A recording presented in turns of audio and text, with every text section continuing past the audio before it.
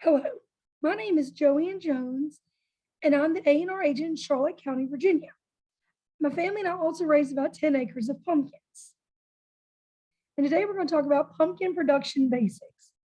Things to consider when you're thinking about planting pumpkins are your soil fertility, what cover crop to use, the planting date, what equipment you will need, variety selection, common diseases, and common insects which will affect your pumpkin crop, and marketing options. So the first thing we're going to talk about is soil sampling. It's really important that the soil is in good condition to grow your pumpkin crop. And a pumpkin needs a pH of 5.8 to 6.6 for optimum growth. So I would recommend that you would take a soil sample, and you can do this. You can reach out to your local extension office, and they can supply you with the boxes and the sheets. It's free to send a commercial soil sample to Virginia Tech.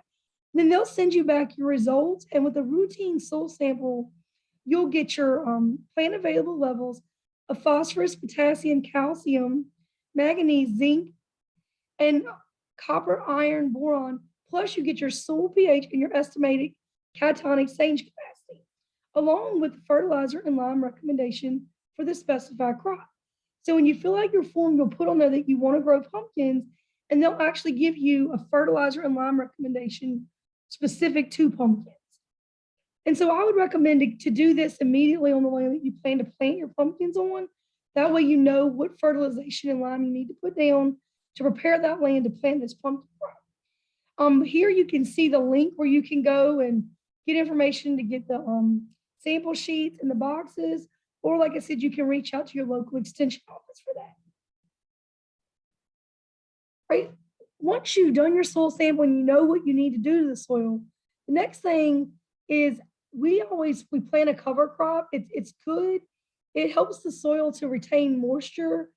It reduces your weed pressure, and it also keeps soil from getting on your fruit, which can cause decay. And when we do ours, we recommend a small grain or either corn stubble. We use rye or wheat. Rye I prefer because rye tends to put off more growth, so you end up with a stronger cover crop to plant into with your pumpkin crop. The next thing would be your planting dates and fertilization. So your planting date will depend on what your market is. So if you're trying to reach a wholesale market, you're going to want to plant a little earlier than you would with the U-pick, because your wholesale markets are going to want to have them on the shelf earlier than most of your U-pick people will show up to pick a pumpkin. But most pumpkins are planted in Virginia from late May into the first 2 weeks of June. And then your soil needs to be about 60 degrees Fahrenheit. If it's not, you can get corn maggot injury, and then it'll cause you to have a lesser pumpkin crop yield. And then when you plant it, you're going to plant in single rows, 30 to 40 inches apart, with 8 to 12 feet between the rows. Your fertilizer needs would vary depending on your soil sample, of course, but the recommendation, if you're going to broadcast, would be a 80, 150, 150. If you're going to do banded or put it down when you're planting, it would be a 40, 75, 75. So I want to stop here for a minute and just say, when you're thinking about planting a pumpkin crop, to do a cover crop, you have to do that a season in advance. So you would plant your cover crop in the fall, and then you would go in and spray it in the spring, and then no-till plant into that your pumpkins in May or June. So it does take a little bit of planning ahead of time to get the crop in properly. Right, when you think about the equipment that you'll need to plant this, you would need a tractor, and it doesn't have to be a huge tractor. That would depend on implements that you're using, your planter and your sprayer. But you need to make sure your tractor has enough horsepower to pull your planter and then to do the spraying that you would need. As far as the planter, most everybody uses a no-till corn planter. Doesn't have to be anything fancy. We plant about 10 acres here, and we use an old John Deere corn planter it's a 2-row planter, and we physically ride on the seat. You ride backwards and you drop the seat through the funnel. Now you can get fancier corn planters that have seed plates where you just dump the seed in and then pull it in plant. So it's completely up to you what you start out with, but You'll need your planter. You would need irrigation. Pumpkins need a constant flow of water through the season. And there are a couple of different options for irrigation. You've got a traveling reel, you've got overhead irrigation, and you've got drip. It's up to you here again which one you would choose to use. In the picture here, you can see overhead irrigation. A lot of people now like drip. You don't get it on the fruit, so that's an option also. And then as far as the sprayer, an Orchard Blast gives off the best coverage, but others can be used. Now, when we talk about spraying, a lot of the chemicals you'll use for insecticide or herbicide or fungicide, those do require a private applicator license. So that's something that you might want to consider getting. And you can reach out to your local extension office for that need, and they can help you prepare and take that test to get your license. And then the last thing you'll need would be your transport vehicle to deliver the pumpkins. So that would be if you're going to go to a farmer's market or a roadside stand, then you would need a way to get your pumpkins there. Now this slide is rather busy, and it's a list of different varieties, and there are many companies that you can purchase the seed from. You've got Rupp, Harris. There are more than those two. They're the two that we particularly use here when we purchase ours. And there are many different varieties. It'll depend on what size pumpkin you're looking for and what color pumpkins. We here with our U-Pick, we like to have a wide variety. So we have yellow pumpkins and red pumpkins and green pumpkins. We have pie pumpkins, which people like to get to cook with. So you would just need to sit down and kind of decide what different size fruit you'd want, because you'll want small all the way to large pumpkins to meet demands. And then you can look through a list similar to this, and they're in any of your seed catalogs. And you can look at the days of maturity and then the fruit size, which is measured in pounds, and you can determine which fruit you would want to grow. Now, the most important thing when you're picking out your varieties is your seed treatment. There's a standard treatment of Thyrum, or you can do a premium, which is the Farmore. I recommend the Farmore. It's got 3 fungicides and your insecticide. So you just get a lot more for your money there. And when you look in most of these seed catalogs, it's not a lot. It's not a huge expense for the Farmore treatment. So I would highly recommend not purchasing pumpkin seed without the Farmore on it. It just gives you a better chance of getting your stand up and keeping insects off of it. And then it gives you your fungicides also. So when we're looking at these pumpkin crops, it's also important to consider what diseases and insects you're going to be looking for throughout the season. And there are tons of insects and diseases that can affect these crops. But some of the most common are powdery mildew, which you can see a picture of here where the vine's starting to die back and turn brown. Plectosporium, which is where you see this on the pumpkin fruit, these white nodules. And then there's anthracnose, which causes lesions like the one seen here in this picture, and then downy mildew.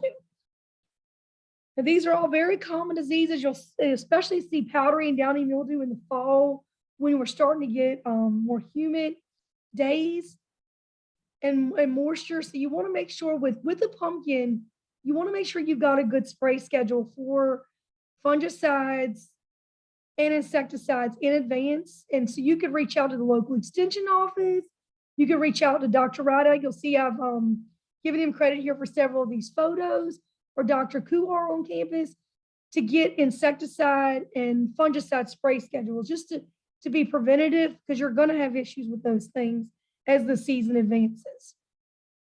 Also, when you look at these, a crop rotation is really important, because if you rotate off the land, it decreases the amount of issues you'll have with insects and fungicides. So we like to rotate at least 3 years with our crop. So we will plant pumpkins and then we'll go back with something else for 2 years before we come back with pumpkins again. That's not always something you can manage, but any type of rotation where you, even if it's a 1 year, to kind of break the disease cycles. And when you do that, a pumpkin's a cucurbit, so you want to stay away from anything within that cucurbit family when you're looking at your rotation. Also, when we're looking at how to control these things, there are a couple different guides that we can turn to get information. One is a home grounds and animals guide. And there's a link here where you can get that to look at it online. There's also the Mid-Atlantic Commercial Vegetable Production and then the 2020 Vegetable Crop Handbook. All these are really great resources. And if you can get them online, if you need help with that, here again, your local extension agent can help you get your hands on these. But they will help you tremendously looking up different diseases and insect issues and then the treatments for those. Now this is it's a real helpful chart that can be used. Dr. Steve Rideout and Dr. Langston put this together, and it's just showing you the different stages of growth. So you've got seed, flower, fruit, and harvest. And then on the left-hand side, you've got your protectants. So going across the top, and then you've got your diseases here where you've got powdery mildew, you've got a Phytophthora or downy mildew, and then Plectosaurus or anthracnose. And then it tells you which chemical or protectant would be best to use at the top. And at the bottom, there's the key, which tells you which, when you see the C or the S or the M, which product it's talking about. And this is more in depth than what a beginner would need, but it's definitely something to consider. And it's a handy chart to make a copy of and keep hanging somewhere for when you do have these issues. Just a quick reference go to.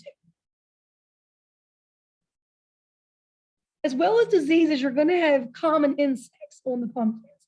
And so you've got cucumber beetles, aphids, the squash vine borer, the seed corn maggot, and the pickleworm. And I've put images of each of them here so you'll see them. And the cucumber beetle by far is one you'll see, and the squash vine borer on your pumpkins. And then of course, we just had the schedule for the disease control. We can get schedules like that for insects also. So if you have any questions on what to spray, you can go to one of those guides or reach out to your local extension office. But these are just some images that you'll want to become familiar with when growing pumpkins so you know which insects you have. You'll also want to know what stage the insect is in, because that'll be a factor when you're looking at your control method. Most important, as far as your ability to make money off this crop, is your marketing strategies. So you need to decide what type of market you're going after. Are you going to be a wholesale producer? Are you going to be agritourism, you pick, or are you going to look at farmers markets and roadside stands? For wholesale, I would recommend that you would need to line your buyers up in advance. It's real risky to plant a crop and not know you have a market to sell to. So you can reach out to some of your local stores, your True Values, your grocery stores in advance and try to find out how many pumpkins they'd be interested in growing. That way you've got markets and you know you've got a home for your pumpkins. A thing to consider when you're looking at wholesale is you do need more labor for harvesting because you're going to go in and harvest, your whole crop at one time. Whereas with U-Pig, you're allowing them to come in and pick them. So that cuts back on the amount of labor you're going to need to harvest. You're still going to have to harvest some if you're going to have some on display where people can purchase from there without having to go to the field. If you're doing agritourism or U-Pig, you've got a few more factors you got to consider. So you'll need to advertise to draw in your potential customers to your farm. Facebook, a website, some people do billboards. There's lots of different methods there for that. You also have to be willing for producers to come on your property and your operation, which then opens you up for the need for insurance for coverage if someone were to fall or get hurt. So those are some very basic things you would need to consider with agritourism. Or a U-Pig operation. Those are growing. Our pumpkin patch here is definitely an agritourism U-Pig operation. We have lots of activities that go along with that for children when they come so they can play and pick a pumpkin, and it's worked very well for us. When we first started, we started as a wholesale operation and a U-Pig. The wholesale carried us for many years while our U-Pig built up and people realized we were located and came out to visit and pick a pumpkin. So you could even do a combo if you wanted to. And then if you're going to go with farmers markets or roadside stands, you need to find your local markets and know what the sell dates are. Go ahead and let the market manager know that you want to be a vendor and make sure you can be a vendor and find out any requirements that the market has. This also can require more labor than the you pick again because you're picking all your product and delivering it. With that, I'd like to thank you for your time and I look forward to our Zoom session next week.